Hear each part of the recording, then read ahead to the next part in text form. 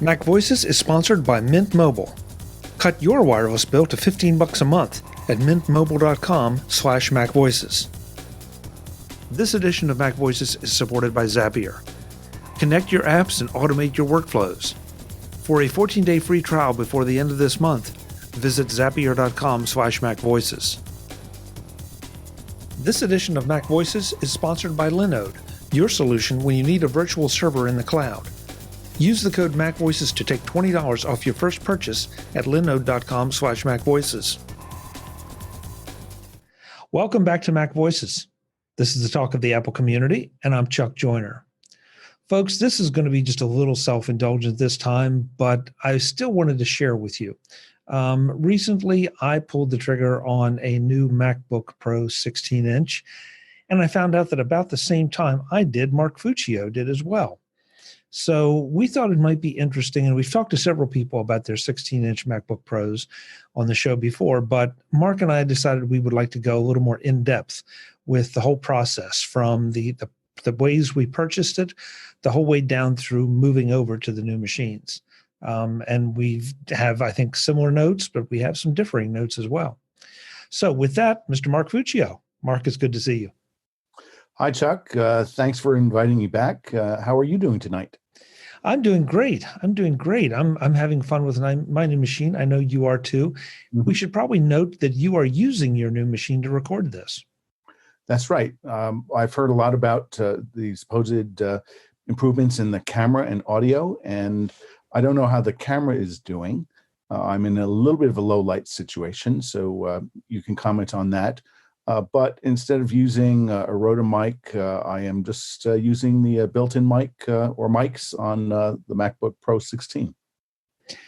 The video, you're right, it looks a little low light, and I'm intentionally not going to play with Mark's video at all.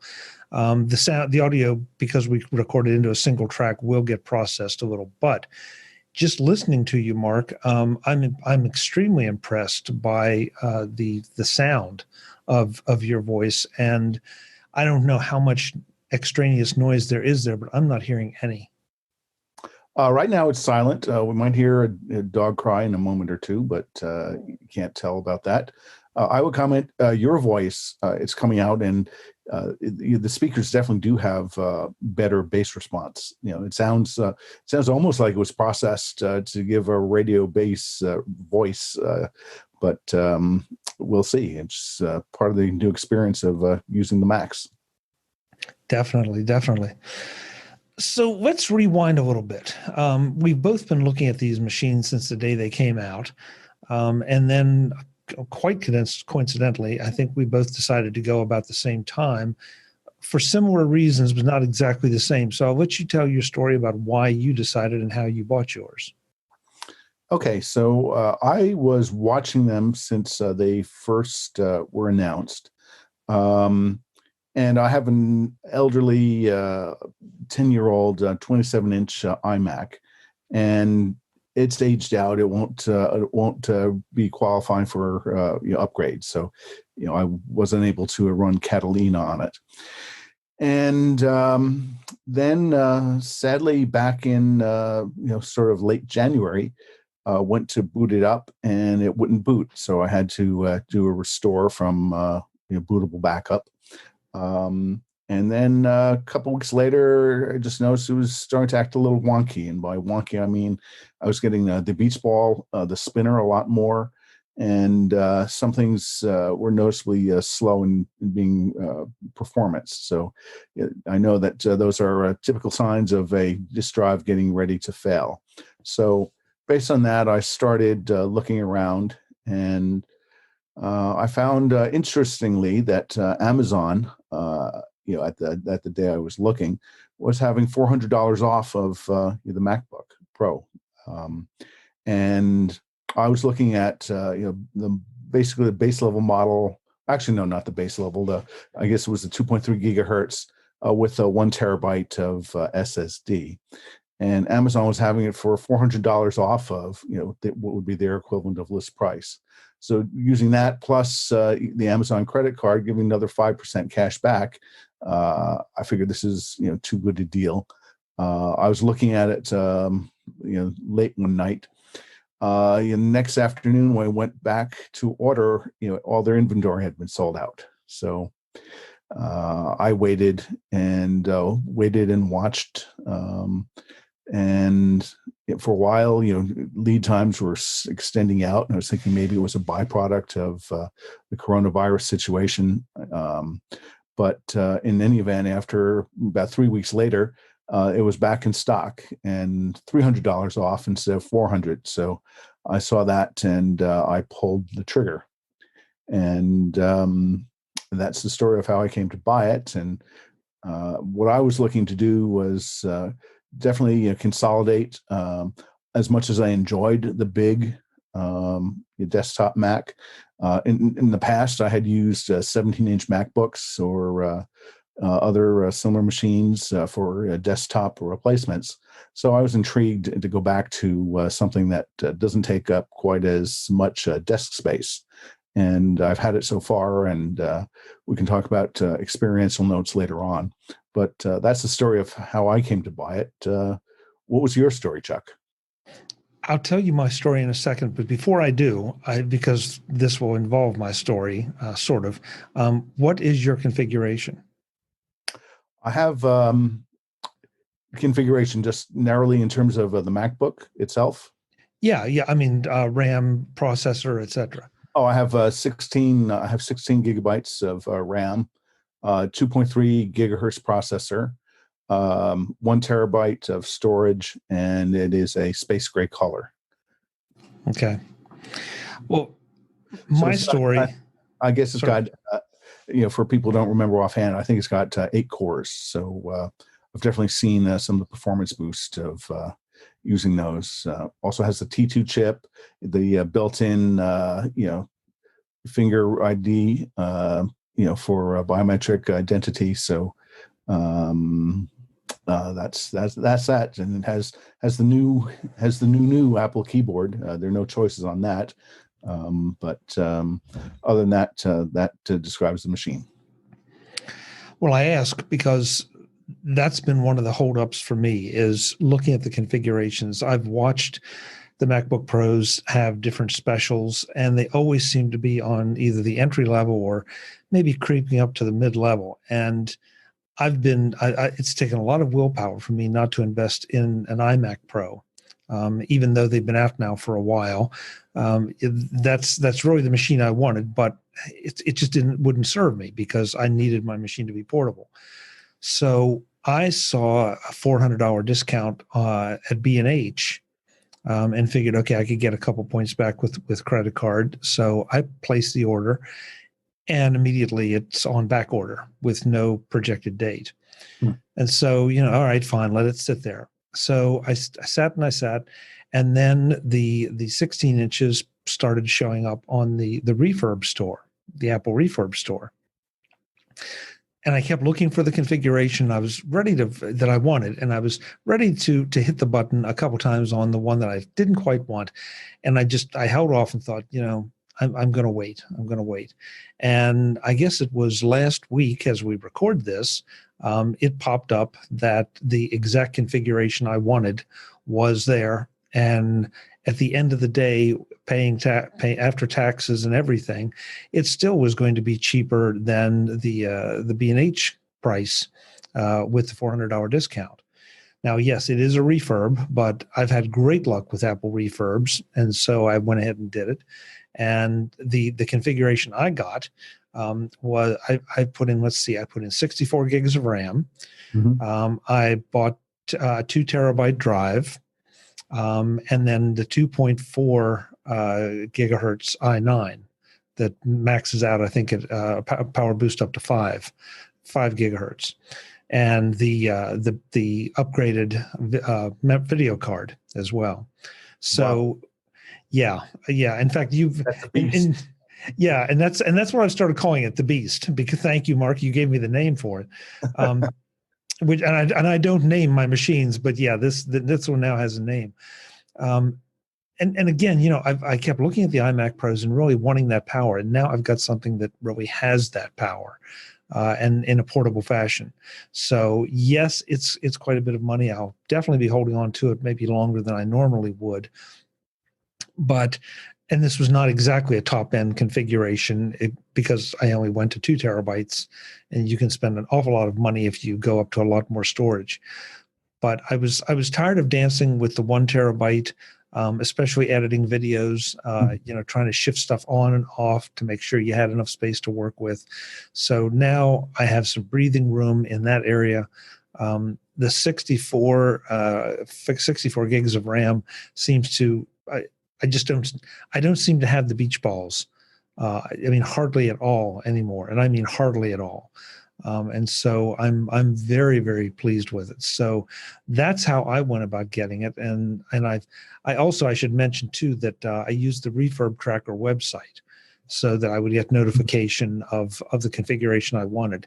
And I got it, and I guess about 1 PM, something like that. And by 1:15, I had the order placed. Make sure you should put that URL in the show notes, because that would be very valuable. Yeah, definitely. And I mean, folks, it's great because you can, set the parameters that you want, and it will tell you if any machines pop up within those parameters, and you can set it up. I think my big parameter, my big problem was the 64 gigs of finding one with that. And so that's what I set as my parameter. And in fact, I have to turn it off because I keep getting notifications, and but I have to say I'm not being tempted by much of anything because now I've got the machine I want. Yeah, I think about the Apple, the Refurb store every now and then. Years ago, I bought an iPad. I had an iPad with AT&T, and for a project, this would have been 2013-ish timeframe. I needed coverage for Verizon, so I bought a refurbed unit. And I think actually in some sense, maybe the refurb store is a better deal because you get the same Apple Care, plus they've been over the unit. So it probably has more tests and more inspection than a unit coming off of the assembly line.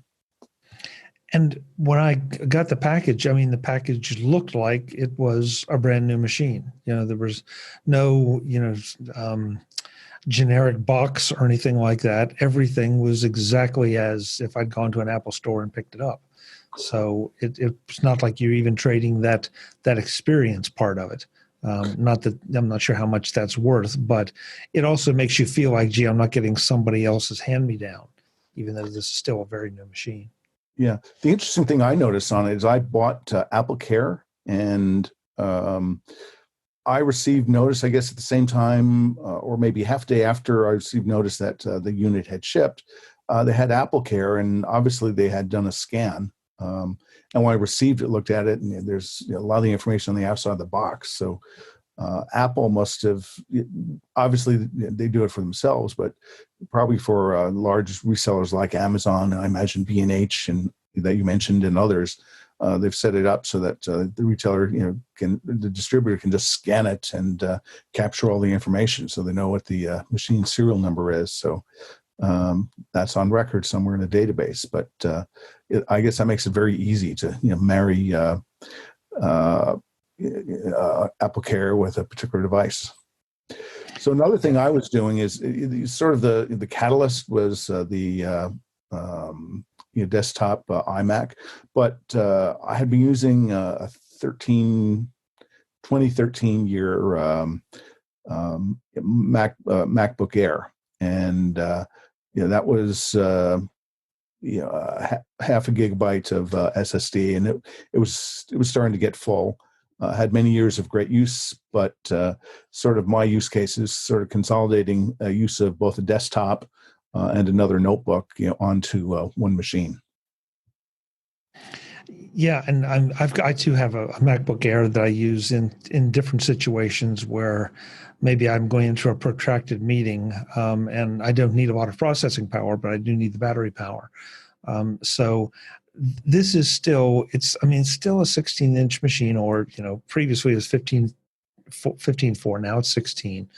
So it's a little bit larger.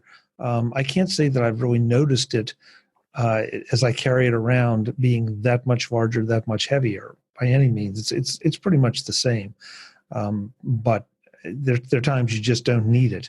But if so, I too have. In fact, I have a very old Air that serves that purpose well, but I don't have a lot of stuff loaded on it, and I tend to use it again more for just note taking in meetings or an occasional presentation. So, right. MacVoices is supported by MintMobile. Cut your wireless bill to $15 a month at mintmobile.com/MacVoices. I'm a big fan of doing things better and cheaper, but only if it really is better and it really is cheaper. That's why Mint Mobile really got my attention when I found out that I could get their cellular service for $15 a month. The question was, is it as good or better than what I'm using? I didn't want dropped calls or lack of coverage or limited data plans or all of those other things that can be a real pain when you're trying to get things done. What I found was that with Mint Mobile, my coverage was at least as good, sometimes better, than my old plan from one of the big carriers. Their data plans can be had for 3, 8, or 12 gigs of 4G LTE data, and I get to keep my old phone and my old number, and all my contacts stay in place. What I didn't get was having to pay for the overhead that the big carriers charge you for: kiosks, mall stores, and staff that are glorified order takers. Mint does business all online to keep the costs down, but the service is right up there with the big boys. So do yourself a favor. Go to mintmobile.com/MacVoices and cut your wireless bill to $15 a month. That's $15 a month for great coverage and lots of data without giving up your phone or your number at mintmobile.com/MacVoices. Thanks to Mint Mobile for their support of MacVoices. So the next step, of course, is you get the machine and you need to migrate over from your previous machine. And I'm really curious because we have not discussed this. How did you go about the migration process? Oh, I had several phases that I had to follow. Let me just describe the phases, and then if you're interested or your listeners are, I could dive in and provide additional detail. But phase one, it was easy. Just go to the Mac App Store and re-download. So I did that. A lot of apps came in. A lot of apps that I saw had purchased, I didn't bother to re-download. For whatever the reason, they didn't seem relevant or of interest. Then phase two, other apps that I had purchased, I transferred those over. And then third is, there's a variety of open source programs that I use and transfer those over. The Apple migration into iCloud did a fantastic job in terms of bringing over passwords and things like that. But still, there are other hidden files like the profile that you use for setting up. In my case, all sorts of shortcuts that you use in the terminal. And let's see, I think those were the first set of phases. Somewhere in there, before I even finished all the migration, I guess I did two performance tests. One was the Blackmagic speed test to look at this performance of the SSDs, and they're fast. Let's see if I take a peek here. What were they? I got 2.8 gigahertz read and 2.5 gigahertz write speed. So that's a very, very, very fast bandwidth. And for sort of a CPU test, I was intrigued by the fact that I guess I used the T2 engine to accelerate some things. I used a video app and transcoded from a DVD format. And this is noticeably faster than the iMac, which really put the old MacBook Air to shame.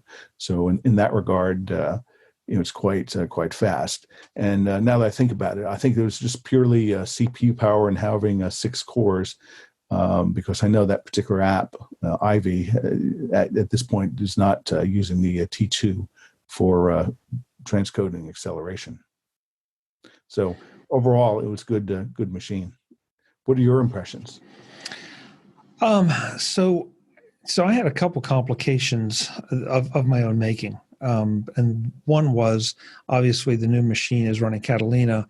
My previous production machine that I was migrating from was running Mojave.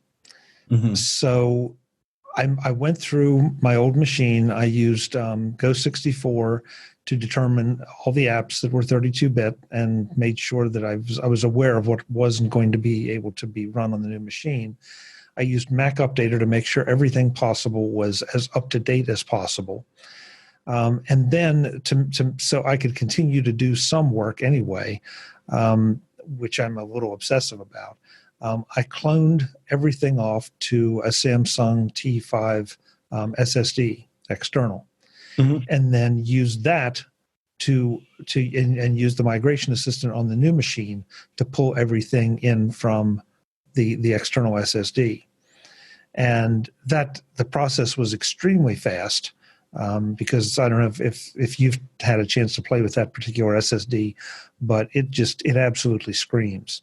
And so, suddenly I was up and running in Catalina, and we've had a few little issues that we can talk about here, because I'll save some of those.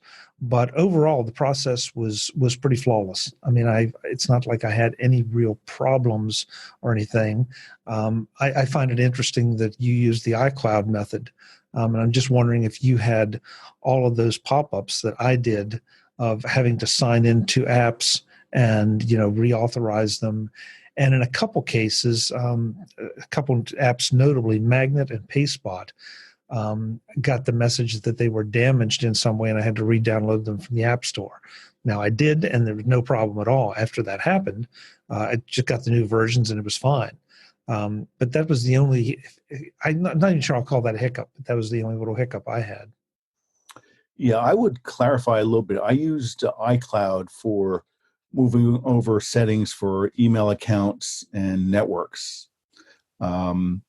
And I use the Apple, the Mac App Store to download things like Keynote numbers, Pages, etc., and other software I had purchased there. I moved over, as I said, sort of the previously purchased programs. I used an SSD drive. I used an OCZ and a USB 3 drive, and I had purchased a little USB 3 to a USB-C adapter. I got two of them for like $10, and I was curious about how well they would perform, and I saw just opening Activity Monitor was reading the programs, and I was sustaining about 500, 520. I think the fastest I saw was 523 megabits per second transfer, which is almost double what I had seen previously off of that device. So again, that shows the benefit, I guess, of faster processor and having way more cores. So using that, I was able to move over a lot of the programs, and I had to do a little bit of tinkering in Terminal in order to drop their license files into the correct and appropriate place. For me, probably the most time-consuming process was, I'm sure it's not a surprise to many users of your show, and many of them are probably in the same situation, that having used versions of Fujitsu's ScanSnap Scanner, Fujitsu's ScanSnap Scanner, say that 10 times fast. Its software is not being supported under Catalina. So what I did is I created a virtual machine.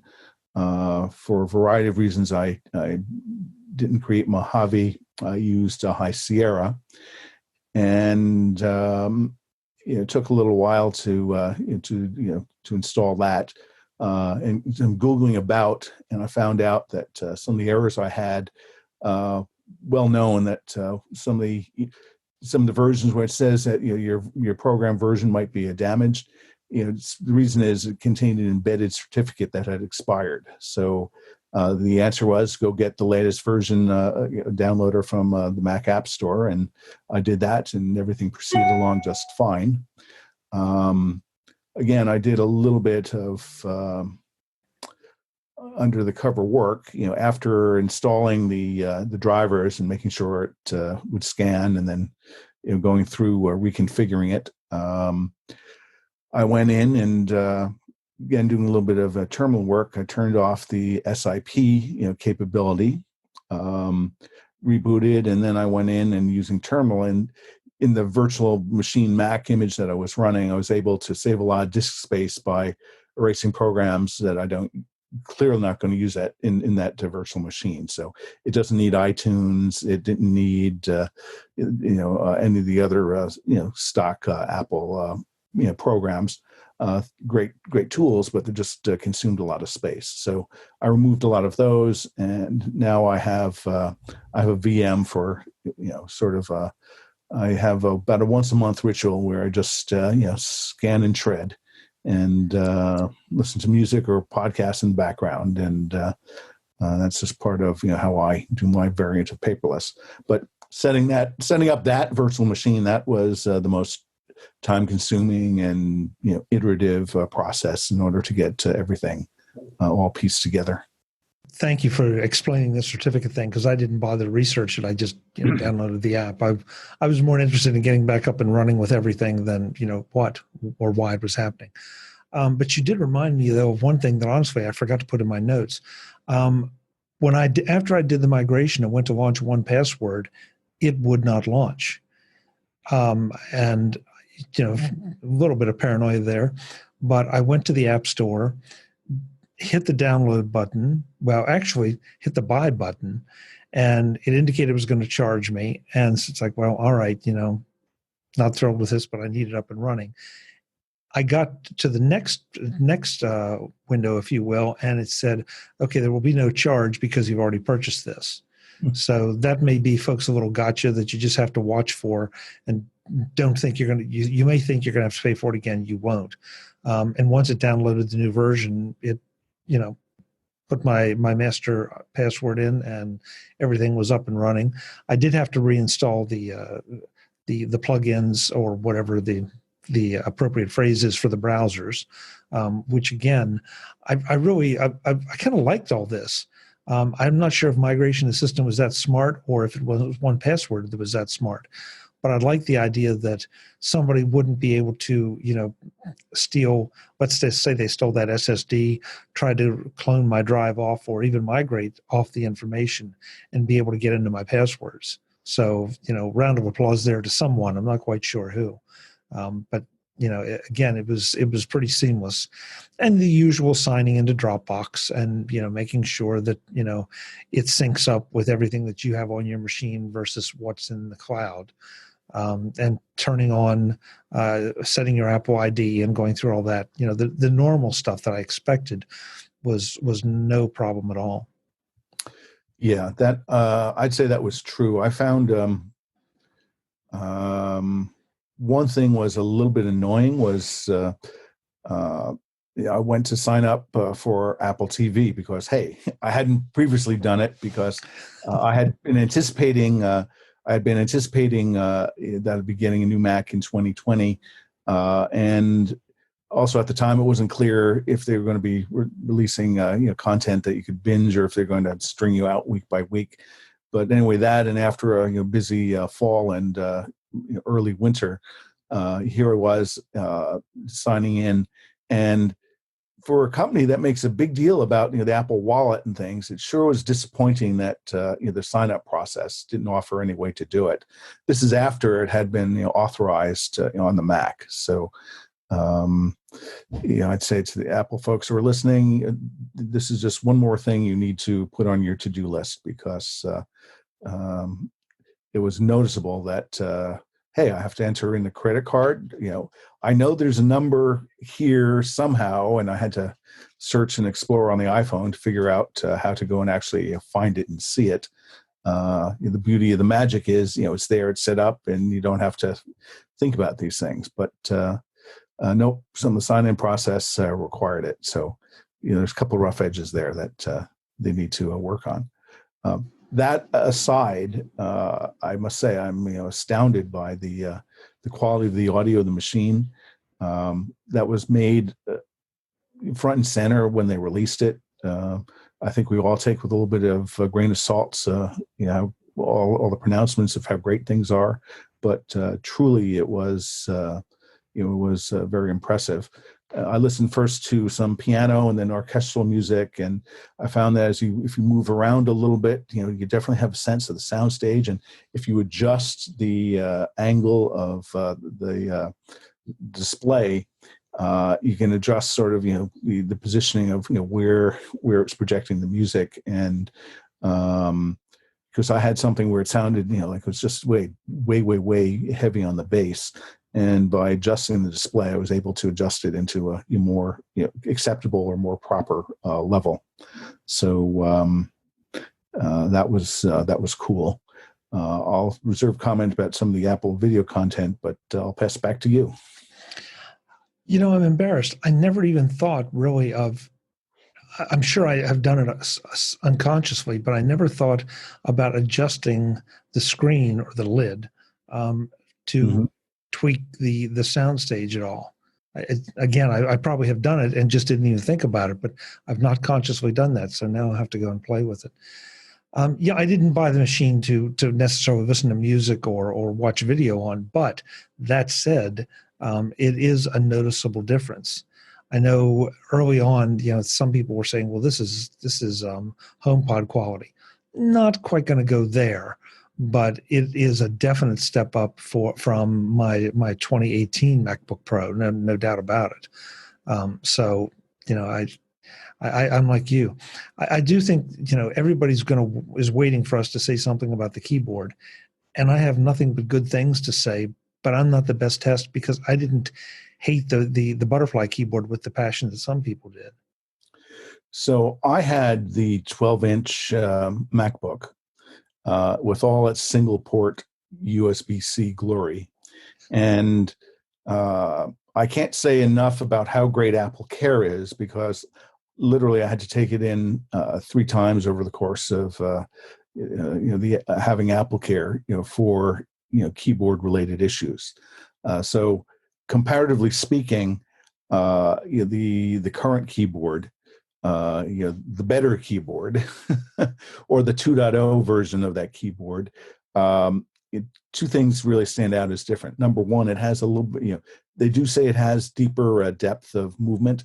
Yeah, that is true. The old one I thought seemed very, very, very soft. This one seems, it's longer.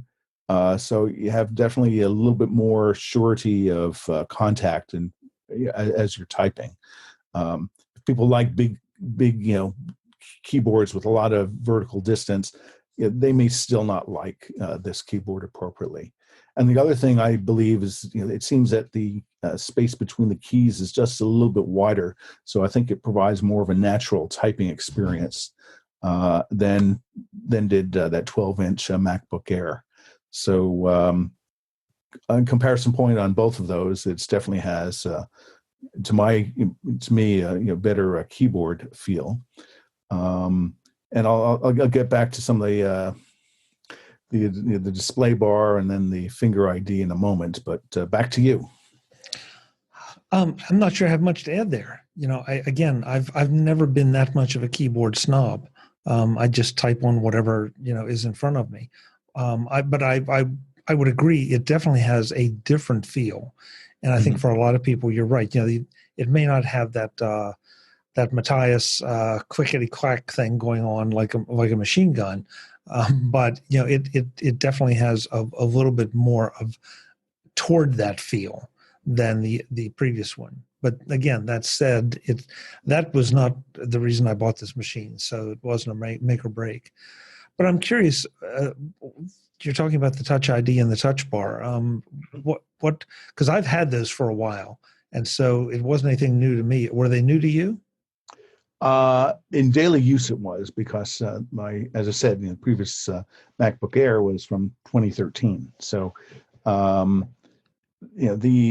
thought the Touch Bar would be a total gimmick, but I'm finding I think I like its method for controlling things like brightness or volume better than on previous keyboards, and trying to figure out why. It's you can see the analog extent of from off to on or low to high for sound or brightness, and you can it's a lot easier just to move and dial in the level that you want compared to the past thing where you're hitting on a key that just seemed a little unnatural. I guess maybe at heart I'm an analog guy.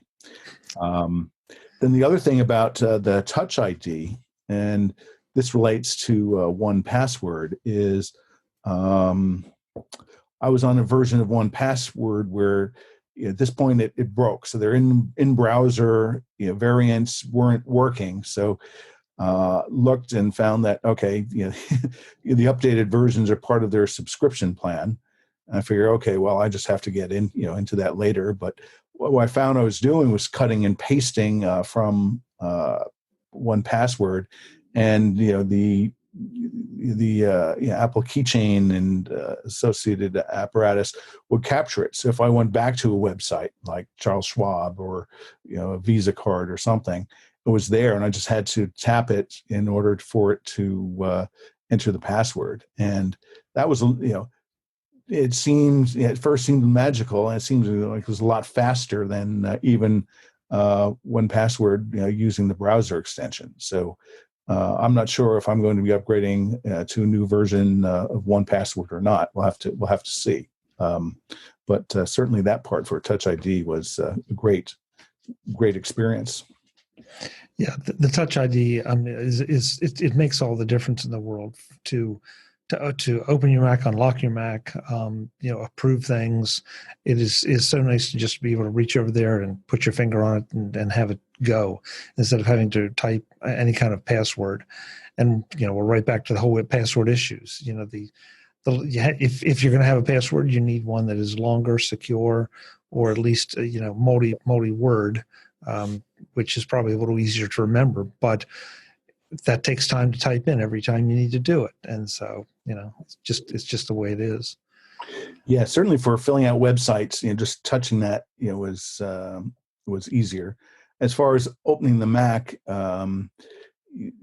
sometimes doing it, I forgot I was wearing the Apple Watch, and it unlocked it, faster than, get in terms of just proximity, walking up and sitting down by the device.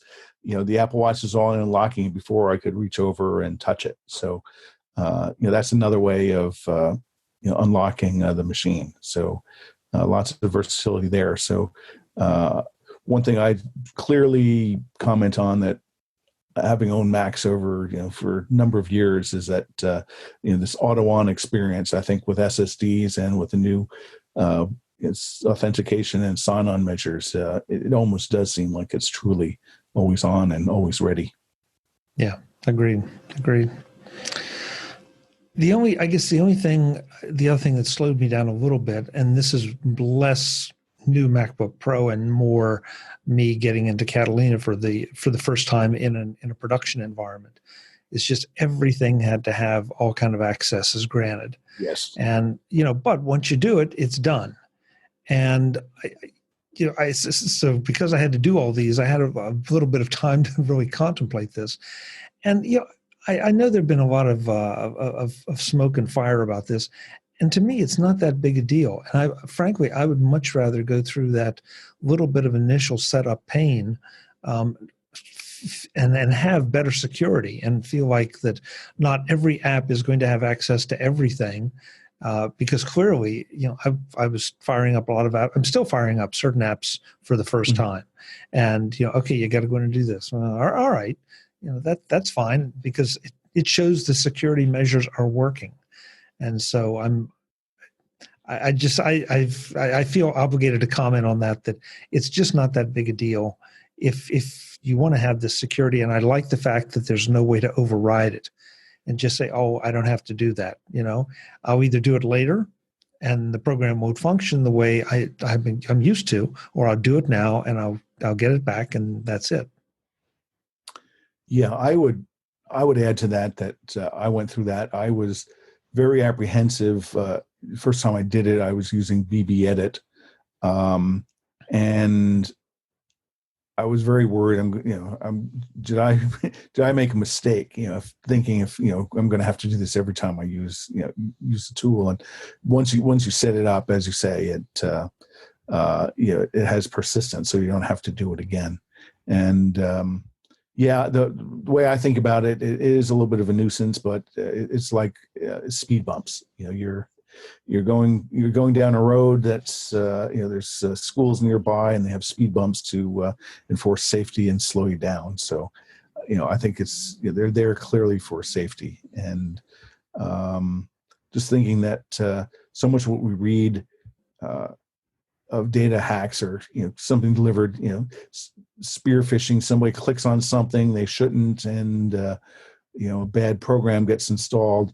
I agree. I think for just the integrity of the security, just that, forcing people to stop and down of, well, why is this asking me to do this? I think it's a trade-off that's worthwhile. That's a good analogy. When you started it, I was not sure, but that's a really good analogy, that when I'm launching those apps, it is making me think, do I want to give this app access to my keystrokes? Do I want to give this app access to record my screen for whatever reason it says it's recording? And you take that with a grain of salt too. And happily, everything I'm using are the reputable apps. I know them. I'm not concerned about them. But if you take the time, like you say, you stop and think, oh, do I want to do that? Is that a good idea? And so, I have an appreciation, I think, now for maybe Apple security that I didn't have before. So I found one thing particularly delightful, and that is Sidecar, for using an iPad as an additional display. Literally, all you do is have the iPad there. You click the thing and in the menu bar, and you can start to engage it, and you can slide windows over to it. That worked really well.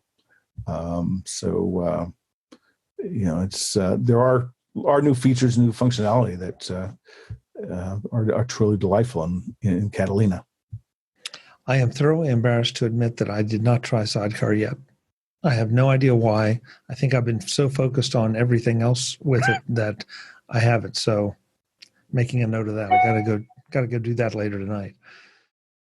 Zapier is supporting this edition of MacVoices.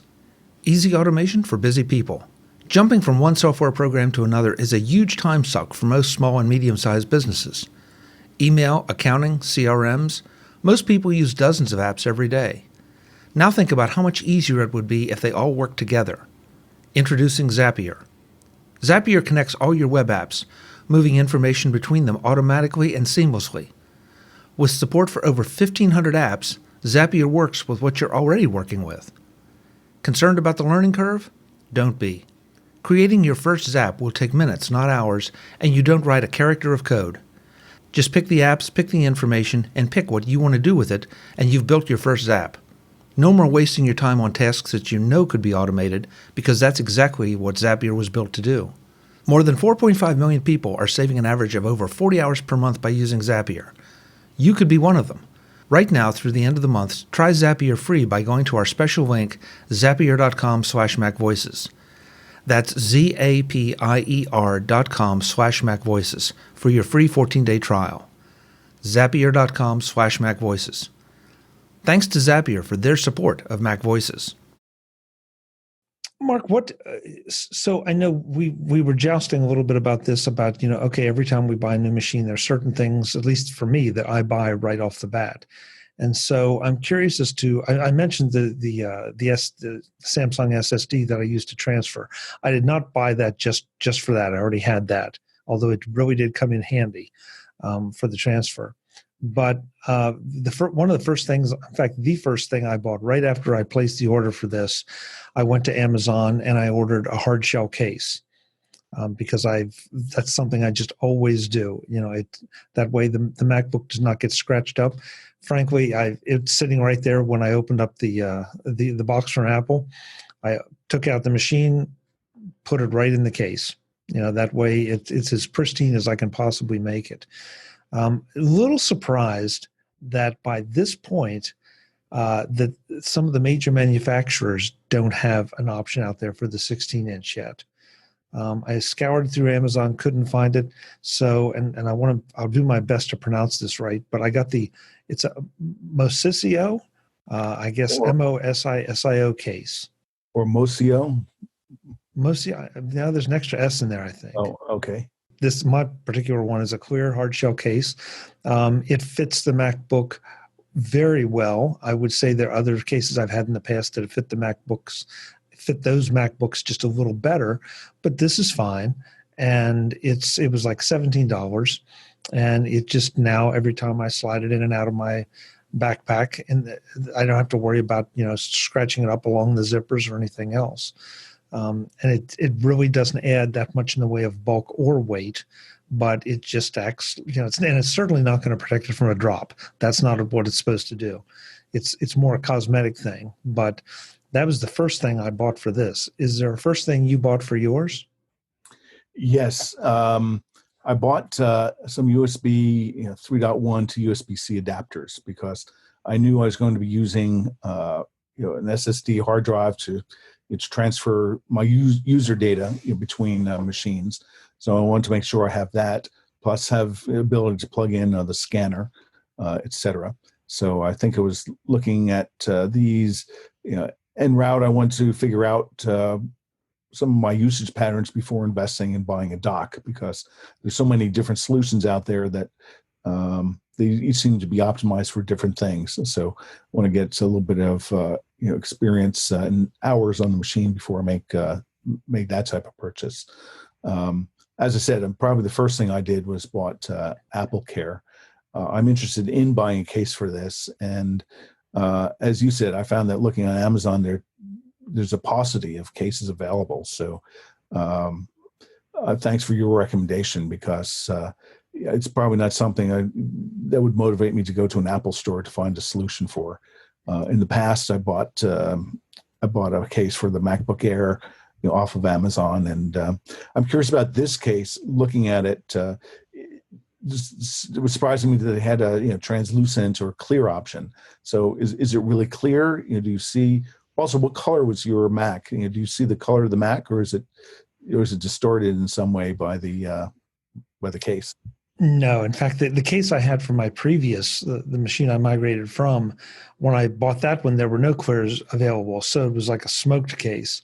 And now I've got my preference, which is a nice clear case that lets the color of the machine show through.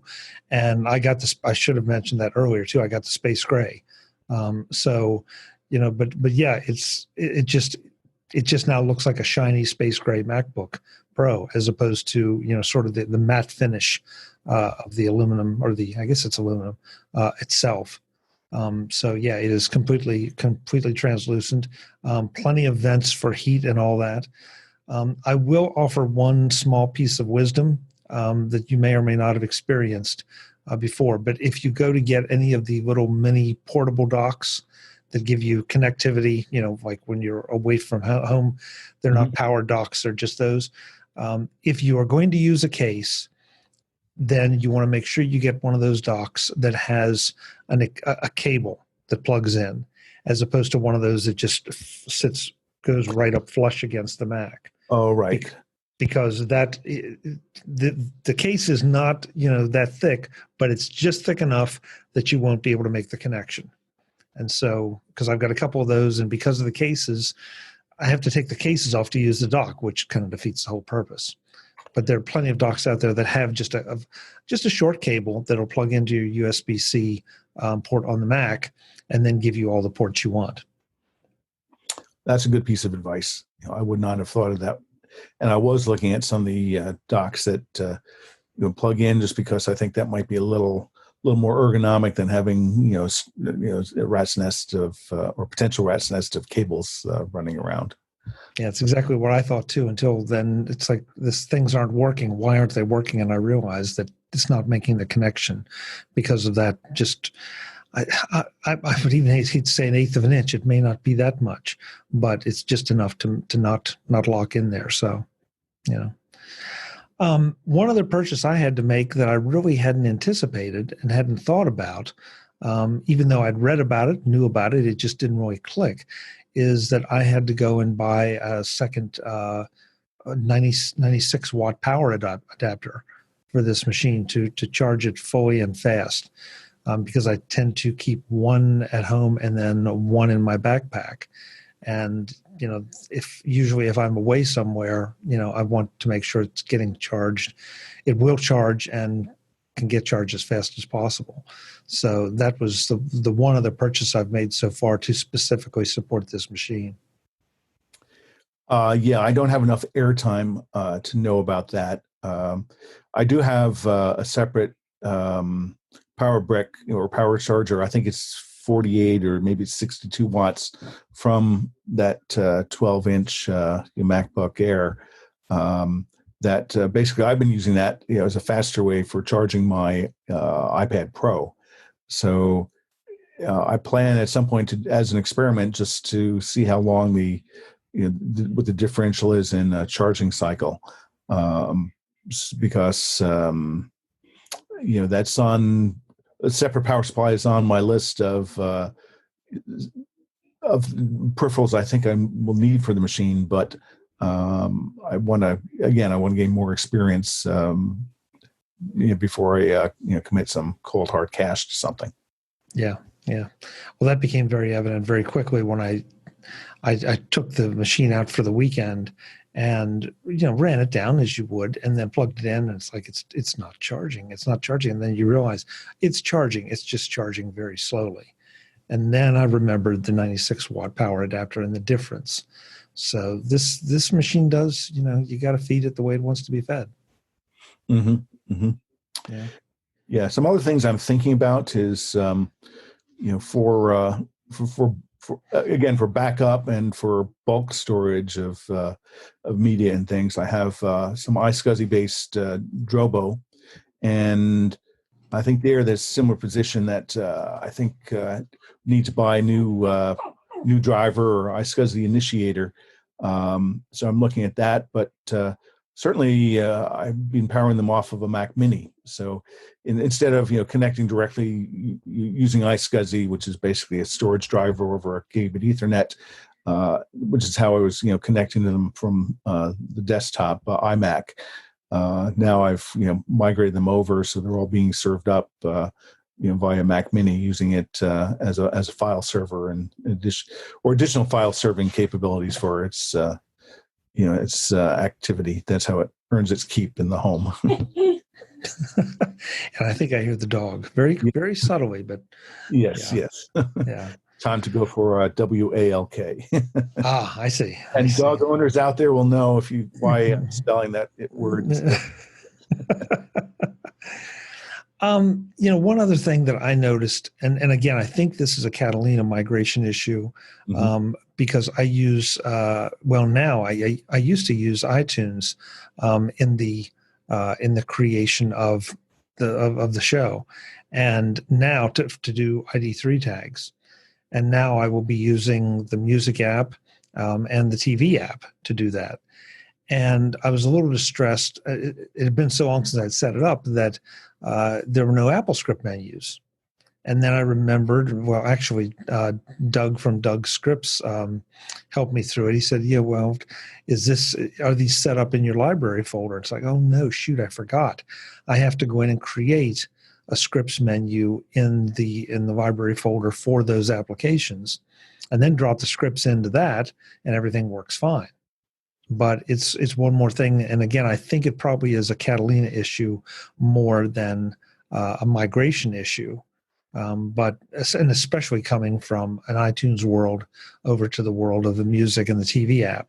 But it was one more little gotcha that I had to research and figure out as I made the transition. So not horrible, but one of those things. I haven't explored the music app. I've studied a little bit just to try to figure out how I might put iTunes on it. So not really sure yet. I must say I found a lot that with the Apple Music subscription, what I had been using, I've been using some of the HomePods and driving them from a Mac. So hadn't really been using, never really listened to music directly through through the Mac. So I have to figure out how to use the new Apple Music app, to replace iTunes. So that's still on my list of some additional porting over activity. And as you said, that's part of going to a new OS. It's only coincidental that this is the MacBook Pro that is forcing me or making me go through that. Yeah, Mark, were you doing the same thing I was doing? You were still on Mojave, and this is your big move to Catalina.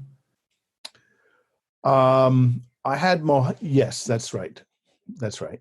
I had never updated the MacBook Air to Mojave. Part of it was just hearing other people talking about some of the bugs, and myself knowing back in 2013 sort of era, whatever, I forget which version that was, that I was jumped out a little too early on the first release and suffered immensely because there were bugs in the mail program that I decided I would pass on being an early adopter of Mojave. And it seems to have worked out well. Yeah, I mean, I had Catalina installed on a couple on a secondary machine, and it's one of those things that you're testing apps, and this seems to work, but there's still nothing like just I'm making the jump, and I don't know if I could have made the jump back with the 16-inch. I don't know that Mojave will run on the 16-inch. It seems like traditionally that newer hardware does not support older operating systems, but I'm not sure. But this was the first time I really tried to do show production and everything else in Catalina, and really have had other than the few hiccups we've talked about here, almost no issues at all. Just the occasional little things, and I honestly think that if I'd migrated over from a Catalina machine to a Catalina machine, I probably would have had most, if not all, of the same issues. Mm-hmm. Yeah, there certainly are little gotchas at some point. Some of them, like the magnitude of iTunes. If it sounds like you were using that as part of your workflow, that that would have happened no matter what. That's independent of the Apple hardware that you're running on. Right. Yeah.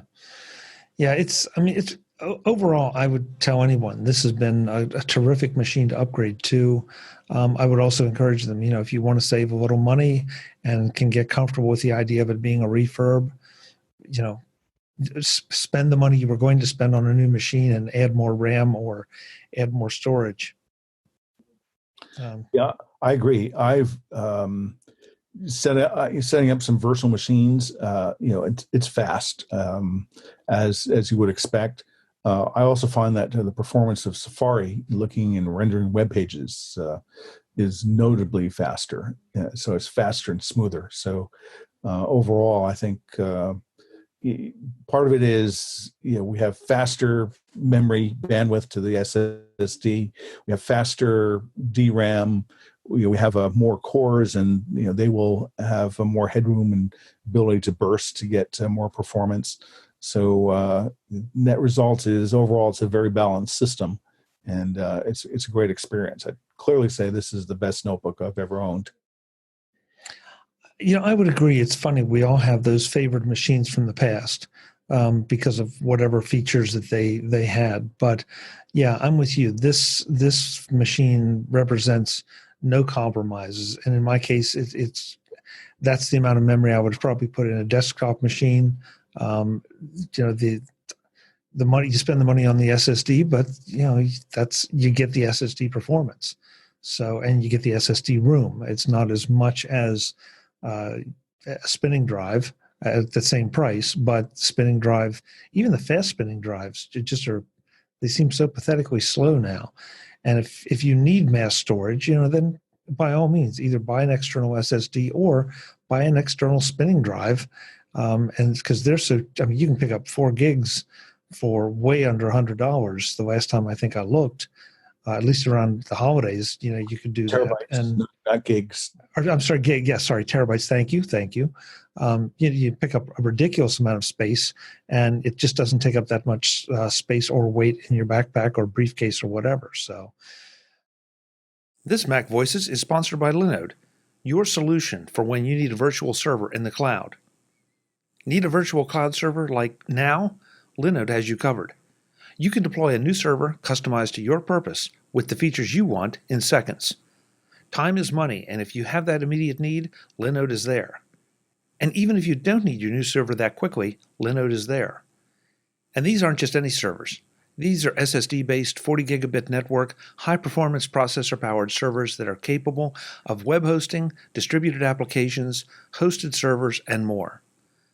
Pick from a simple $5 per month Nanode plan, or ramp the whole way up to a high-powered dedicated CPU. When you need to upgrade as your requirements demand, that upgrade is a click away. To make some deployments even easier, there's a host of one-click installs available, from Minecraft to WordPress. Need to locate your server in a particular location for either performance or legal reasons? No problem. Linode has servers all over the world. Perhaps most important, though, is their pricing. No surprises, no hidden costs. You pay for what you need, and you pay for what you use on an hourly basis. No data transfer fees like some of the larger cloud services. It's your data. Why would you expect to pay to access it? With Linode, you don't. These are just a few of the features that Linode brings to the table. I want you to visit linode.com/MacVoices right now and see what all the fuss is about. Again, linode.com/MacVoices takes $20 off your first server package. You've been thinking about that virtual server of your own for a long time. Make it happen today with Linode. Thanks to Linode for their support of Mac Voices. and Mark, I did want to touch on that because you were talking about the machine you were coming from. A lot of people seem to be upset over the fact that they're only USB-C ports, and you have to plug the dongles in. And I kind of like that because I can plug in for power. I can plug in whichever side I want, and those ports can become anything I want them to be. Maybe some things that we aren't even using yet that they will be compatible with because you're plugging right into those ports. Do you find the dongles a hassle? No, I don't. And I think it's, to me, it's an interesting trade-off because I know in the iMac, there's a bunch of USB ports stuck out the back of that. So I think no matter what, if you have peripherals, if they have a cord, somehow you have to connect to it. Maybe people are fooling themselves mentally that because it's at the back of an iMac that they don't see it. Certainly in the past, various Mac Pros have had cables coming in the sides. Maybe they're complaining about the uniformity that they're for USB-C, but there's also that head jack, don't forget. But I think the situation seems to be that we, as an industry, it's taken a while, but I think we now have a port that is fast enough that we can drive all of our peripheral devices, audio, video, displays, other capture cards if you need to import from a camera or still camera or video camera. So I don't think it's particularly much of a hardship. Yeah, I agree. I just was curious because that issue came up just a couple days ago with somebody saying, "Gee, I wish I didn't have to carry all these things. I wish I could just plug in an Ethernet cable or plug in this or plug in that." And it's like, well, yeah, you pretty much can. I mean, we're still in a bit of a transition over to the USB-C connectivity, and that's a minor hassle. And you just go and spend $20 on Amazon and buy yourself a handful of those adapters, and plug them onto whatever you need to plug them onto, and just leave them there. They're that inexpensive, and the performance. Now, I haven't seen anything that seems to suffer from using those adapters, so it's a pretty easy thing in my opinion. As I said, at least the Synchrotron, I'll send you the link for the show notes. That adapter, I was worried maybe it would be a bottleneck, but I saw that I had a lot more performance out of my SSD than I was being able to take advantage of on other machines that I use it with. Yeah. All in all, I would tell anyone, if you have the need for the speed or the screen size or anything, this is a great machine to do. And I think, Mark, it sounds like you would agree with that. I would. It's a great machine. Again, for a while I was upgrading MacBook Air every year, and what was it, 28, 29? I skipped 10, then 11, 13.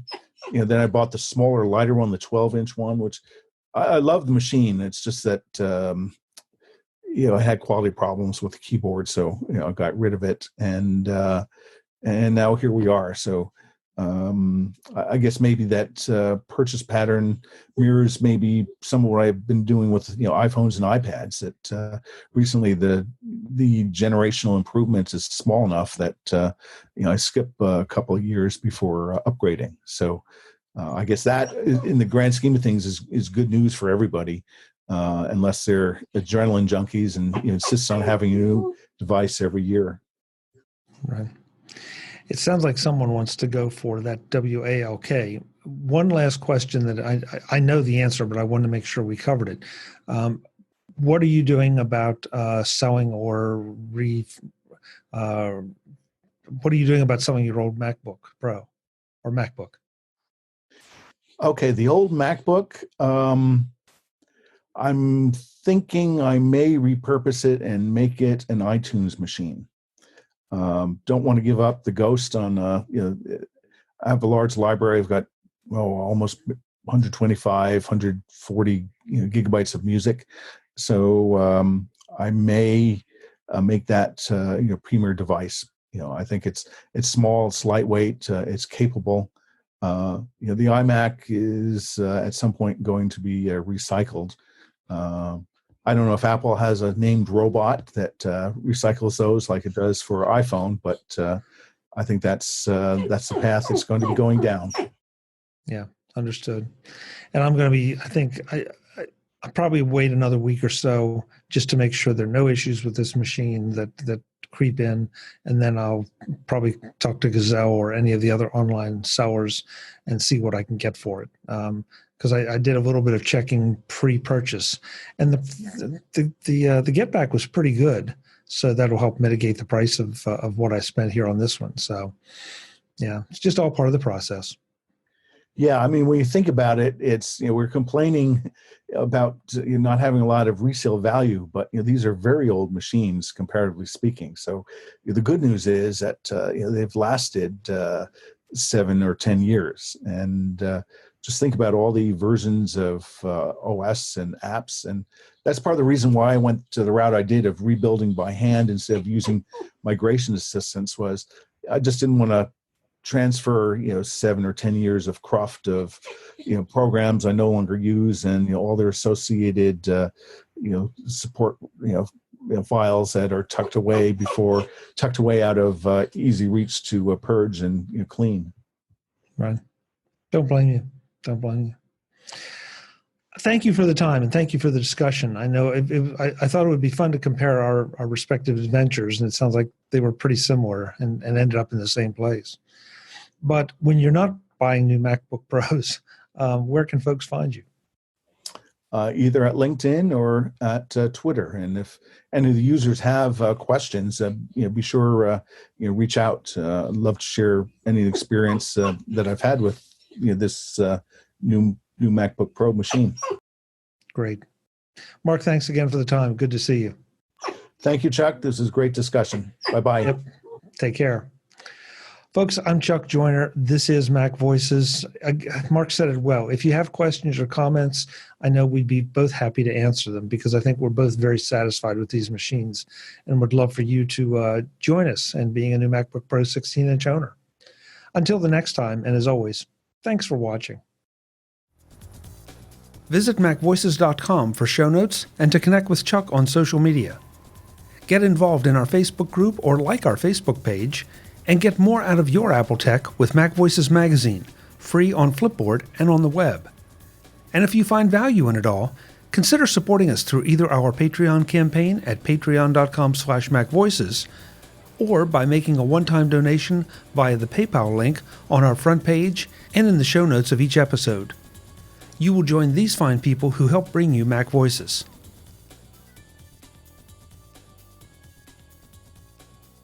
Advertising handled by Backbeat Media at backbeatmedia.com. Bandwidth provided by CacheFly at cachefly.com.